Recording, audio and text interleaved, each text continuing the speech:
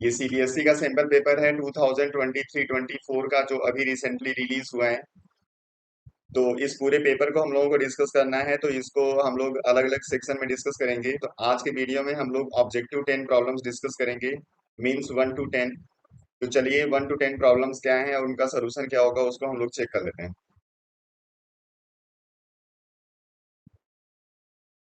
तो पहला प्रॉब्लम है, single displacement reaction is represented below, which of the following is true about the reactant and product.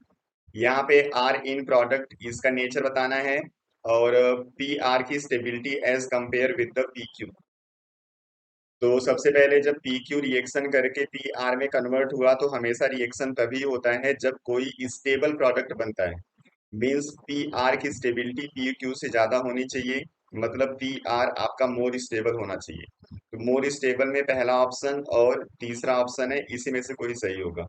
अब दूसरे पे आ जाओ, आर के लिए। अब यहाँ पे जो पी आर बना हुआ है उसमें पी आपने पहले लिखा है और आर बाद में। जो बाद में लिखा जाता है वो एनायन होता है, और जो पहले लिखा जाता है वो कैटायन होता है। तो आर यहाँ पे एनायन होना चाहिए, तो इसका सी ऑप्शन करेक्ट हो जाएगा। आर एनायन है और ये मोर स्टेबल है, तो इसलिए हो जाएगा इसका सी। क्वेश्चन नंबर 2 में, some type of chemical reactions are listed below, decomposition, combination, displacement, double displacement. ये चार टाइप के अलग अलग रिएक्शंस चार दिए गए हैं। आपको बताना है which two of the following chemical reactions are same type.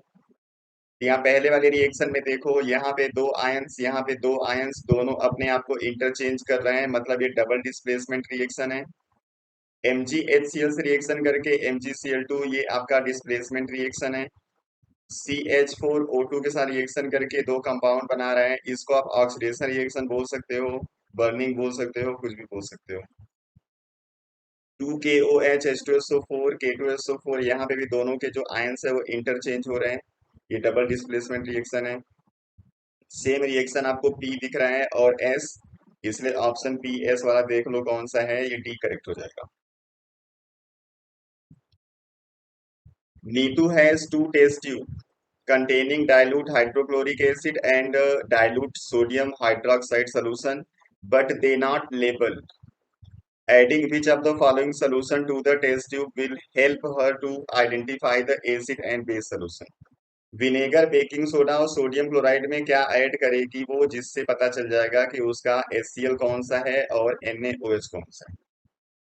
तो यहाँ पे विनेगर डालने से कुछ नहीं होगा क्योंकि ये एसिड है, और एसिड एसिड में कुछ फर्क नहीं करेगा, बेस से रिएक्शन करके सॉल्ट सोल्यूशन मिल जाएगा, वो पता नहीं चलेगा।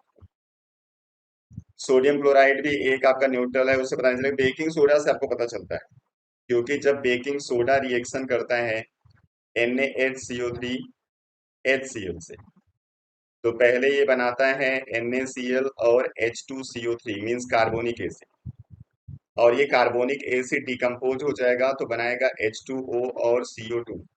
और जब CO2 कहीं पे रिलीज होता है तो वहां पे आपको क्रिएट होता हुआ दिखेगा ब्रिस्क इफरवेसेंस, और ब्रिस्क इफरवेसेंस से आपको पता चल जाएगा कि वो आपका एसिड है, इसलिए इसका आंसर हो जाएगा B, means baking soda. Question number 4 है, Sonia has aqua solution of three salt, sodium acetate, sodium chloride and ammonium chloride in three test tube. The test tube are not labeled. On checking, she find the pH of the solution. This, which of the following correctly match the salt of their respective pH? अब यहाँ पे एक salt उन्होंने लिया हुआ है sodium acetate, यानी CH3COONA। एक है सोडियम क्लोराइड और एक है अमोनियम क्लोराइड। आप देख लो इसमें एसिड और बेस का कौन सा कॉम्बिनेशन है। इसमें एसिड आपको मिलेगा CH3COOH और NaOH। इसमें एसिड बेस होगा NaOH और HCl। यहाँ पे होगा NH4OH और HCl।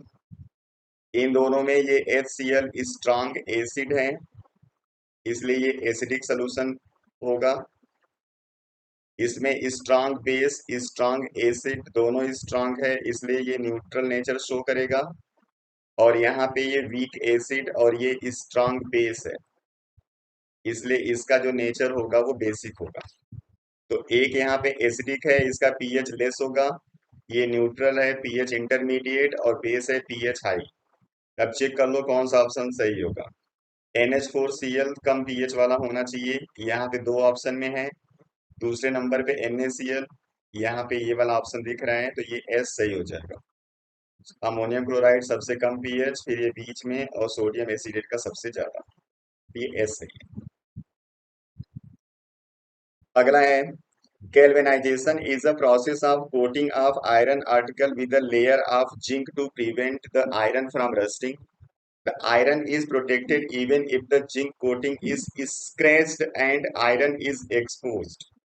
आयरन के एक्सपोज होने के बाद भी वहां पे रस्टिंग नहीं होती, क्योंकि उस जंक्शन पे एलॉय फॉर्मेशन हुआ रहता है, और जो एलॉय फॉर्मेशन होगा वो ऑक्सीडेशन को रोकता है। तो यहाँ पे कह रहा है which of the following is true about how zinc prevent the rusting of iron. इसमें पहला है, a galvanized iron article does not undergo oxidation. Oxidation में ये जाता नहीं है, ये तो सही है, लेकिन रीजन नहीं है ये। The zinc coating prevent contact of iron with air, जब तक जिंक की कोटिंग रहेगी वो एयर से इसको प्रिवेंट करेगा, ये सही है। Zinc undergo corrosion more easily than iron, ये भी सही है। जिंक ज्यादा रिएक्टिव होगा तो पहले इसी का क्या होता है, ऑक्सीडेशन हो जाता है, और जब इसका ऑक्सीडेशन होगा तो इसके साथ जो आयरन होगा उसका ऑक्सीडेशन नहीं होगा, क्योंकि उसका रिडक्शन होना है। इसलिए इसका क्यू और आर वाला ऑप्शन करेक्ट हो जाएगा। तो क्यू और आर आपको डी दिख रहा है, इसलिए डी सही कर देना है। During purification of a metal by electrolysis what happen at the negative electrode. Negative electrode को हम लोग बोलते हैं कैथोड,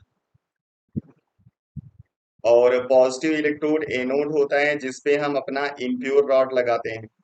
कैथोड पे हम प्योर रॉड लगाते हैं। तो इम्प्योर रॉड से जो मेटल होगा वो पॉजिटिव आयन के फॉर्म में बाहर निकलता है, और यही कैथोड की तरफ मूव करेगा, और मेटल सॉलिड के फॉर्म में वहां पे डिपॉजिट हो जाता है। अब मेटल प्लस जब मेटल सॉलिड में कन्वर्ट होगा तो इसके चार्ज को न्यूट्रलाइज करना है, इसलिए ये यूज करता है सोल्यूशन से इलेक्ट्रॉन। तो यहाँ पे आपको लिखना होगा कि जो मेटल होगा इलेक्ट्रॉन को गेन करके मेटल सॉलिड बनाता है। तो यहाँ पे लिखा हुआ है मेटल आयन लूज इलेक्ट्रॉन, ये लूज नहीं करेगा। न्यूट्रल मेटल होता नहीं है, न्यूट्रल मेटल होता नहीं है। Metal ion gain electron to become neutral metal atom, ये डी वाला सही हो जाएगा। सेवेंथ प्रॉब्लम है, metal are lustrous and shiny especially when their freshly cut surface are exposed. Salma cut pieces and compare the luster of the freshly cut surface of the following metal. तो इन्होंने metal लिया हुआ है चार, aluminium, sodium, copper और iron. तो the freshly cut surface of which of these metals is likely to lose their luster first on exposure to air? Air में expose करने के बाद कौन सबसे पहले अपना लस्ट्रस अपीयरेंस लूज कर देगा? तो जो जितना ज्यादा रिएक्टिव होता है उसका ऑक्सीजन से रिएक्शन उतना ही फास्ट होगा, और उतना जल्दी ही वो ऑक्साइड की लेयर अपने सरफेस पे बना लेगा। Out of all these four sodium is more reactive metals, इसलिए इसका आंसर हो जाएगा सोडियम। नेक्स्ट प्रॉब्लम है, which of the following statement is true about the uptake of water in plant? Plant water को use करेगा तो इसके लिए कौन सा यहाँ पे ऑप्शन ठीक है? It occurs all the time due to diffusion, diffusion की वजह से ऑक्सीजन का इनटेक नहीं होता। Water enters the root due to osmosis, ये ऑस्मोसिस के थ्रू वाटर एंटर करेगा रूट में, ये हो सकता है। At night when transpiration is low root do not take up water, ये गलत है। वाटर हमेशा इनटेक होगा रूट के थ्रू। The movement of water from root to leaves by directional, ये बाई डायरेक्शन नहीं होता है, यूनि डायरेक्शनल होता है। हमेशा नीचे से ऊपर की तरफ वाटर मूव करेगा, ऊपर से नीचे नहीं आता, इसलिए इसका ऑप्शन बी वाला सही हो जाएगा। Next, oxygen saturation levels refer to the extent haemoglobin is bound to oxygen as altitude increases, the atmospheric pressure decreases. Which of the following graph correctly represent the oxygen saturation level as altitude increases? जब आप height को बढ़ाते हो तो जो oxygen का saturation है वो क्या होता है, means the number of oxygen molecule which is bind with haemoglobin to form oxy haemoglobin. इसके नंबर पे क्या इफेक्ट पड़ेगा ये आपसे पूछ रहा है। तो अब यहाँ पे क्या होगा, जैसे जैसे हाई एल्टीट्यूड पे जाते हो ऑक्सीजन एयर के अंदर कम हो जाता है। ऑक्सीजन जब कम होगा तो हीमोग्लोबिन के साथ जो ऑक्सीजन बाइंड होगा वो कम अमाउंट में बाइंड होगा। Means there is less amount of hemoglobin in your blood which is bind with oxygen and transport the oxygen to all parts of the body। तो यहाँ पे आपको लिखना है कि जैसे जैसे हम एल्टीट्यूड को बढ़ाएंगे जो ऑक्सीजन का सेचुरेशन होगा वो कम होता जाएगा। और कम आपको केवल एक ही केस में दिख रहा है, इसलिए ये वाला ऑप्शन हो जाएगा सही। बाकी ऑप्शन में यहाँ लिख रहा है कि सेचुरेशन पहले बढ़ेगा फिर कम होगा, तो पहले बढ़ता नहीं है, जैसे जैसे हाइट बढ़ाओगे सेचुरेशन को कम ही होना है। यहाँ पे बढ़ता ही जा रहा है, ये नहीं होगा। यहाँ पे कांस्टेंट है, ये भी नहीं होगा, इसलिए क्यू वाला सही हो जाएगा। 10th प्रॉब्लम है, which of the following method are useful to prevent fertilisation even when ovulation occurs. Ovulation होने के बाद भी इसमें कौन सा मेथड है जो फर्टिलाइजेशन को प्रिवेंट करेगा। तो पहला है surgical blocking of the Fallopian tube. Fallopian tube को जब हम ब्लॉक कर देते हैं तो उस कंडीशन में क्या होगा, एग का रिलीज तो होता है लेकिन स्पर्म के साथ उसका फर्टिलाइजेशन नहीं होगा, इसलिए ये वाला ऑप्शन चलेगा।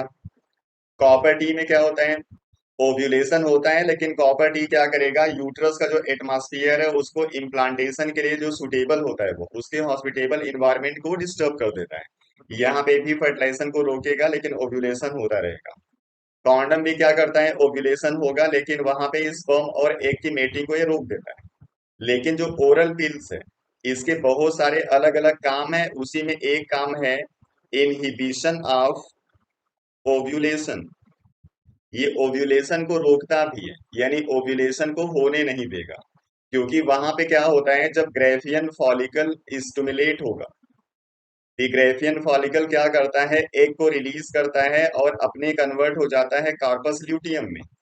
और यही कार्पस ल्यूटियम प्रोजेस्टेरॉन को रिलीज करके जो यूट्रस की 3 वाल होती हैं उनको प्रोटेक्ट कर देता है। तो जब ग्रेफियन फॉलिकल स्टिमुलेटेड होके और एग को रिलीज नहीं करेगा तो कार्पस ल्यूटियम भी वहां पे नहीं जनरेट होगा, फिर ये प्रोजेस्टेरॉन को रिलीज नहीं करेगा। इसलिए जो अंदर की 3 लाइनिंग होती है यूट्रस की उसका फॉर्मेशन वहां पे हुआ तो रहेगा लेकिन वो स्टेबलाइज नहीं होगा। और जब ये स्टेबलाइज नहीं होगा तो फिर इम्प्लांट भी नहीं होने देगा। इसलिए इनहिबिशन ऑफ ओव्यूलेशन के साथ साथ ये इम्प्लांटेशन को भी रोकता है। इसलिए यहाँ पे केवल फर्टिलाइजेशन की बात हो रही है तो आप लिख दोगे ओवुलेशन को इनहिबिट करता है, इसलिए ओरल पिल्स वाला ऑप्शन यहाँ पे नहीं चलेगा। बाकी 3 जो कंडीशन होगा पी क्यू और एस, उसमें ओव्यूलेशन होगा लेकिन तो फर्टिलाइजेशन नहीं होगा।